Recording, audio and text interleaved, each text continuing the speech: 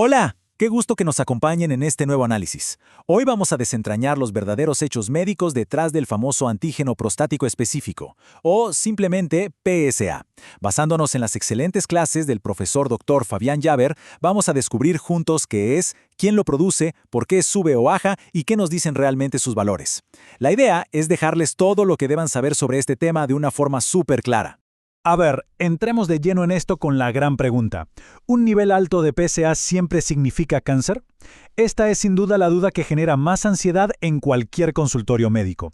Hay un miedo tremendo alrededor de este simple análisis de sangre, pero nuestra misión hoy es separar los mitos populares de la realidad clínica, basándonos puramente en la ciencia. Para no perdernos, este es el mapa de lo que vamos a ver. 1. ¿Qué es el PSA? 2. Su verdadera función biológica. 3. ¿Por qué aumenta? 4. ¿Qué factores lo disminuyen? 5. ¿Cómo entender los valores en la sangre? Y 6. El importantísimo valor del PSA libre. Comencemos. Punto número 1. ¿Qué es exactamente el PSA? Bueno, es hora de quitarle el peso y el miedo a esta palabra. El PSA no es una especie de invasor maligno en el cuerpo. Es simplemente una glucoproteína y una enzima. Más específicamente, una serina proteasa. Es una sustancia completamente estándar y natural que el cuerpo humano fabrica todos los días y es producida de manera exclusiva por las células epiteliales de la glándula prostática. Y acá llegamos a una distinción clave que el profesor Llaver siempre resalta y que tenemos que grabarnos en la memoria. El PSA es específico de la próstata, no del cáncer. Su presencia en la sangre simplemente nos dice que hay tejido prostático ahí, trabajando o reaccionando. Es literalmente como la huella dactilar del órgano. Pero de ninguna manera es un sello definitivo de que existan tumores malignos. Pasamos al punto número 2, su verdadera función biológica. El verdadero trabajo biológico del PSA no ocurre en el torrente sanguíneo, sino en el semen. Su función principal es actuar como un agente licuante, es decir, se encarga de la licuefacción del coágulo seminal. En condiciones normales, su lugar está en el sistema reproductivo y solo una cantidad ínfima logra, por así decirlo, salpicar o derramarse hacia la sangre. Número 3. ¿Por qué aumenta el PSA en los análisis? Imagínense que esto es un simple problema de cañerías biológicas. Todo empieza con lo que llamamos una disrupción glandular. Si la estructura interna de la próstata sufre alguna presión o daño, se rompe esa barrera a nivel celular. Al romperse, la proteína PSA se escapa de su conducto natural y termina derramándose directamente en el sistema circulatorio, elevando los números en la sangre. Y lo que debe quedar súper claro es que esta ruptura suele ocurrir por actividades de todos los días o condiciones médicas bastante benignas. Una inflamación como la prostatitis, el agrandamiento natural de la próstata o incluso el uso de un catéter hacen que el marcador se dispare. Un detalle clínico fascinante es que la eyaculación o aguantar mucho la orina causan picos temporales en el PSA. Por eso, el consejo médico de oro es evitar relaciones sexuales o instrumentaciones de 2 a 4 días antes de sacarse sangre. Punto número 4. Los factores que, por el contrario, lo disminuyen. Ahora, lo que resulta súper interesante acá es ver el impacto de ciertos medicamentos.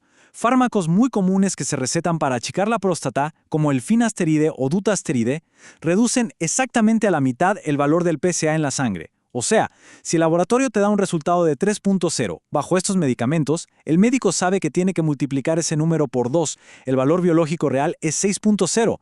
Ignorar este pequeño, gran detalle alteraría por completo el diagnóstico. Llegamos al número 5.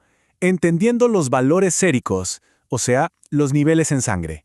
Hace un tiempo, los valores eran súper rígidos. De 0 a 4 era normal, de 4 a 10 era dudoso y más de 10 era patológico. Pero hoy, la medicina lo lee en términos de probabilidades. Fíjense, incluso con un PSA por debajo de 4, que tradicionalmente se veía perfecto, hay un 15% de riesgo estadístico de cáncer.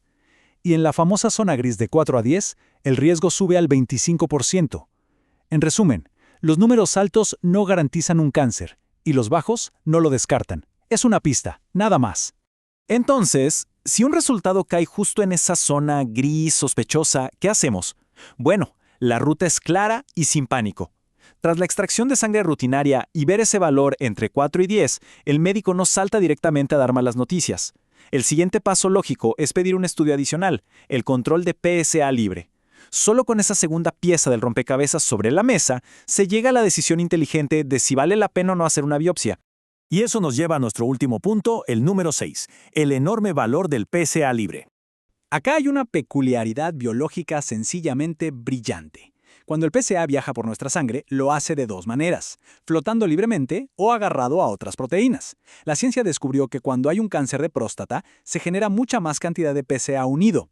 Por simple matemática, si la porción que está unida aumenta, el porcentaje del PSA que queda libre flotando en la sangre cae de forma dramática. Y este es el número dorado, el clímax de todo este análisis. El profesor Jaber señala que muchas asociaciones urológicas ponen el límite de alerta alrededor del 18%. Si la matemática nos dice que el PSA libre representa menos de ese 18% del total, significa que casi toda la proteína está unida, y ahí sí, las sospechas se elevan. Es en este preciso momento, guiados por este bajo porcentaje, cuando los especialistas sugieren seguir adelante con una biopsia para investigar a fondo. Entonces, para cerrar esta explicación de hoy, les dejo esta pregunta dando vueltas. ¿Cómo cambia nuestro enfoque de la salud cuando empezamos a ver el PSA como una simple pista biológica, en lugar de un veredicto final y aterrador? Comprender la ciencia detrás de cómo funciona nuestro cuerpo transforma el miedo en conocimiento puro. La medicina moderna es, al final del día, un trabajo de detectives. Cada análisis es solo una pieza más del rompecabezas, no una sentencia. Mantener esta perspectiva nos garantiza decisiones informadas y, sobre todo, mucha más tranquilidad. Nos vemos en el próximo análisis.